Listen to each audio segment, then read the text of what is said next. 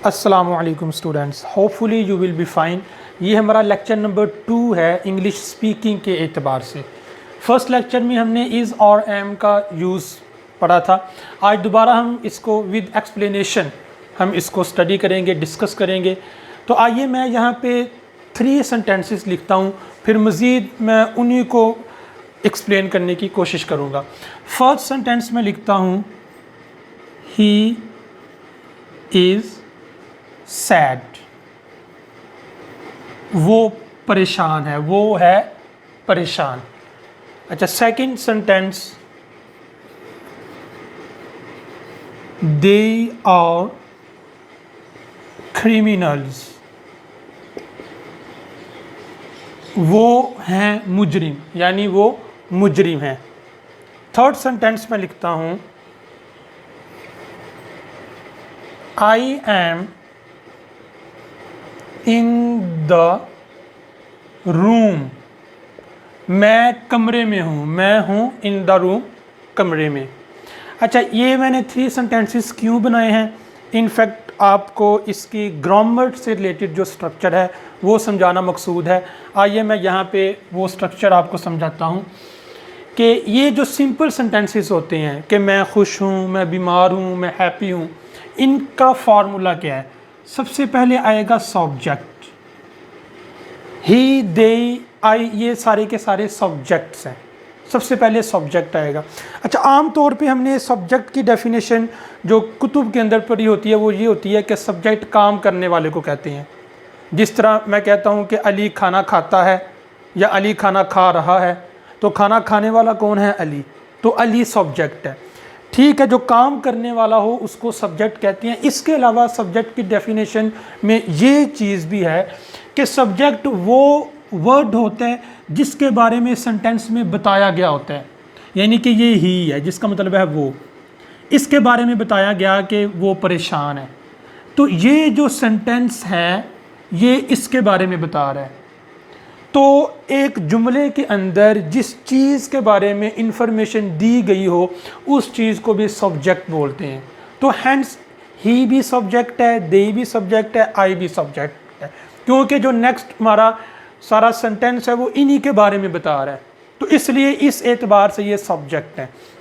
तो सबसे पहले सब्जेक्ट आएगा, सब्जेक्ट के बाद इज़ या फिर और या फिर एम। ये इस लाइन का मतलब है कि या तो इज़ आएगा या और आएगा या एम आएगा। जैसे कि यहाँ सब्जेक्ट के बाद इज़ आया, यहाँ सब्जेक्ट के बाद और आया, और यहाँ सब्जेक्ट के बाद एम आया। अच्छा, ये जो है इनको यहाँ पे हम बोलेंगे वर्ब। वर्ब मैं आपको ये बताता हूँ, ये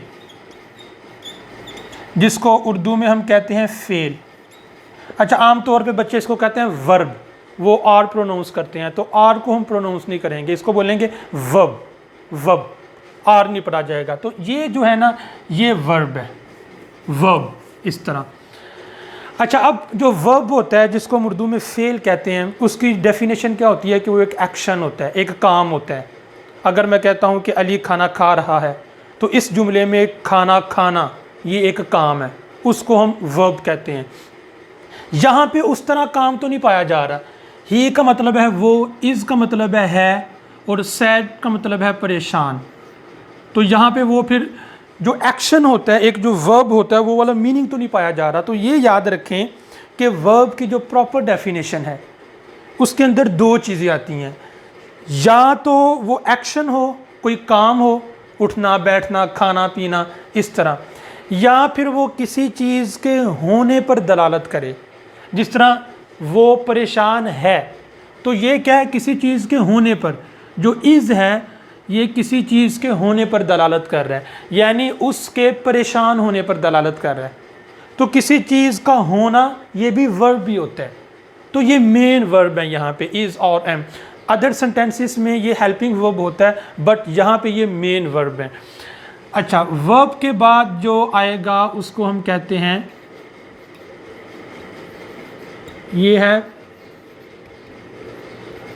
प्रेडिकेटिव। प्रेडिकेटिव अब ये प्रेडिकेटिव क्या है, ये याद रखें कि आम तौर पे सब्जेक्ट के बाद वर्ब होता है, वर्ब के बाद ऑब्जेक्ट आता है, लेकिन इज़ और एम के बाद जो चीज़ आती है वो ऑब्जेक्ट नहीं होती। इज़ और एम अगर एज अ वर्ब यूज़ हो तो इनके बाद कभी भी ऑब्जेक्ट नहीं आता, इनके बाद जो चीज़ आती है उसको कहते हैं प्रेडिकेटिव। प्रेडिकेटिव प्रेडिकेटिव क्या होता है? प्रेडिकेटिव का मतलब यह है कि वो चीज़ जो सब्जेक्ट को मज़ीद बयान कर रही है, जो सब्जेक्ट के बारे में ख़बर दे रही है। प्रेडिकेटिव का यहाँ मतलब है ख़बर देने वाली चीज़, यानी जो सब्जेक्ट के बारे में ख़बर दे रही है। जैसे यहाँ पे हमने कहा वो है परेशान, तो ये जो है सैड, ये किसके बारे में ख़बर दे रहा है? ही के बारे में, कि वो परेशान है, इसलिए हमने इसको प्रेडिकेटिव बोला। अब ये जो प्रेडिकेटिव है, प्रेडिकेटिव से मुराद तीन चीज़ें हो सकती हैं, मैं उनको एक्सप्लेन कर देता हूँ। नंबर वन, जो प्रेडिकेटिव है या तो वो नाउन होगा। अच्छा, नाउन क्या होता है? नाउन मीन्स किसी भी चीज़ का नाम, कोई भी चीज़ है जो उसका नाम है वो नाउन है।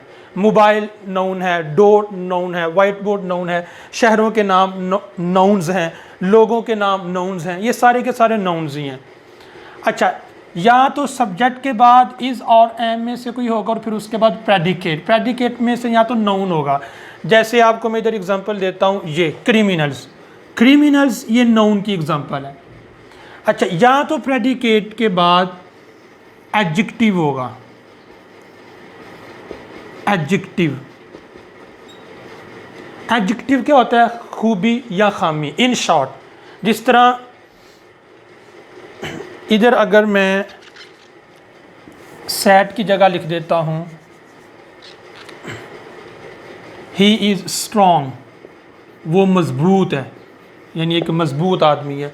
तो स्ट्रॉन्ग ये क्या है? ये एक खूबी है, तो ये एडजेक्टिव की एग्जांपल हो गई है। वैसे सैड भी एडजेक्टिव था, लेकिन इससे आपको अंडरस्टैंडिंग ज़्यादा होगी। अच्छा, या तो प्रेडिकेटिव के अंदर जो चीज़ आती है वो होती है प्रेपोजिशन। प्रेपोजिशन, प्रेपोजिशन क्या होता है? इन शॉर्ट में आपको बता दूं, उर्दू में जो हम कहते हैं में, पर, से, ये प्रेपोजिशन होती है। इंग्लिश में क्या है? इन, जिसका मतलब लेते हैं में, ऑन, पर, एट, पर, वो प्रेपोजिशन होती है। इज़ और एम के बाद या तो नाउन आ सकता है, या एडजेक्टिव आ सकता है, या प्रेपोजिशन आ सकती है। इसके अलावा चौथी कोई चीज़ नहीं है। चाहे नाउन आए, एडजेक्टिव आए या प्रेपोजिशन आए, उसको हमने कहना प्रेडिकेटिव है। Predicative means predicative of subject, कि वो सब्जेक्ट के बारे में ख़बर दे रहा है। ये मैंने आपको एग्जांपल दी थी एडजेक्टिव की, ये एग्जांपल दी थी नाउन की, और ये आपको एग्जांपल दी थी प्रेपोजिशन की। इन द रूम, ये प्रेपोजिशनल फ्रेज़ है, तो ये प्रेपोजिशन से स्टार्ट हो रहा है। इन द रूम, मैं कमरे में हूँ। तो ये इसका ग्रामर के एतबार से ये एक्सप्लेनेशन है। इसको मैंने इज़ और एम लिख दिया, आप इसके ऊपर वर्ब भी लिख सकते हैं कि इनफैक्ट ये subject plus verb plus predicative, ये सिंपल जुमलों का ये फार्मूला है, ये आपने याद रखना है। अब मैं आपको बताता हूँ कि अगर आपने मनफी जुमला बनाना है जिसमें नहीं होता है, तो हम क्या करेंगे? हम इस के बाद नॉट लगा देंगे, और के बाद नॉट लगा देंगे, और एम के बाद नॉट लगा देंगे, तो वो मनफी जुमला बन जाएगा। मिसाल के तौर पे मैं इधर कहता हूँ ही इज़ नॉट स्ट्रॉन्ग, वो मजबूत नहीं है, ये लगा दिया। अच्छा, इधर मैं लिख देता हूँ दे और नॉट क्रिमिनल्स, वो मुजरिम नहीं हैं। इसी तरह इधर एम के बाद नॉट आ जाएगा, तो इसकी एग्जांपल बन जाएगी आई am not in the room, मतलब ये है कि मैं कमरे में नहीं हूँ। अगर आपने सवालिया जुमला बनाना है, यानी सवाल करना है, तो फिर ये जो इज़ है इसको हम शुरू में ले आएंगे। फिर जुमला क्या बनेगा? इज़ ही स्ट्रॉन्ग, क्या वो मजबूत है, ये जुमला बन जाएगा। इधर क्या बनेगा? और को उठाकर हम शुरू में ले आएंगे, तो जुमला बन जाएगा और दे स्ट्रॉन्ग, क्या वो मजबूत हैं अपना, और दे क्रिमिनल्स, क्या वो मुजरिम है। ये हमारा एक जुमला बन गया। अच्छा, इसी तरह यहाँ पे आई एम इन द रूम, सवालिया बनाने के लिए एम को शुरू में ले आए तो हो जाएगा am I in the room. ये देखिए, अब आप देख सकते हैं कि आपके ये 9 सेंटेंसेस हो गए हैं। आप इनको इस तरह प्रैक्टिस कर सकते हैं। He is strong, he is not strong, is he strong, they are criminals, they are not criminals, और they criminals, I am in the room, I am not in the room, am I in the room. इस तरह आपने इनकी practice करनी है। बिल्कुल ये simplest forms हैं। अब आपको मैं कुछ वकैब बताता हूँ। नाउन, ये इधर क्रिमिनल है, आप और कौन से नाउन से लेकर आ सकते हैं? आप कह सकते हैं एक्सपर्ट। एक्सपर्ट का मतलब होता है तजर्बाकार। अच्छा, आप कह सकते हैं सोल्जर, सोल्जर जिसका मतलब होता है फौजी। अच्छा, इसी तरह आप कह सकते हैं टीचर, डेफिनेटली स्टूडेंट। अच्छा, आप कह सकते हैं फ्रेंड, ये सारे नाउन्स हैं। अच्छा, आप कह सकते हैं स्टूडेंट, या आपको नाउन्स की एग्जांपल दे रहा हूँ। इसी तरह एडजेक्टिव में आपको मज़ीद कुछ वर्ड्स बता दूँ ताकि आप उनकी फिर प्रैक्टिस कर लें। एडजेक्टिव्स के अंदर आपको मैं एक वर्ड बताता हूँ, नाइव। नाइव हम कह सकते हैं he is naive, he is not naive, is he naive, they are naive. Naive का मतलब होता है कि कोई शख्स वो जो बोला बाला, जिस तरह कोई बोला बाला इंसान होता है, बोले वाले इंसान को हम नाइव कहते हैं, और ये नेगेटिव सेंस में यूज़ होता है। नाइव हियर मीन्स कि एक शख्स है, उसको कल्चर के बारे में इतना इल्म नहीं है, उसको फैशन के बारे में इतना इल्म नहीं है, उसको मज़हब के बारे में इतना इल्म नहीं है, इवन कि उसको लोगों को परखना नहीं आता, बड़ा सीधा साधा इंसान है, यानी इतना सीधा कि उतना सीधा इंसान को होना भी नहीं चाहिए, उसके लिए हम नाइव का वर्ड यूज़ करते हैं।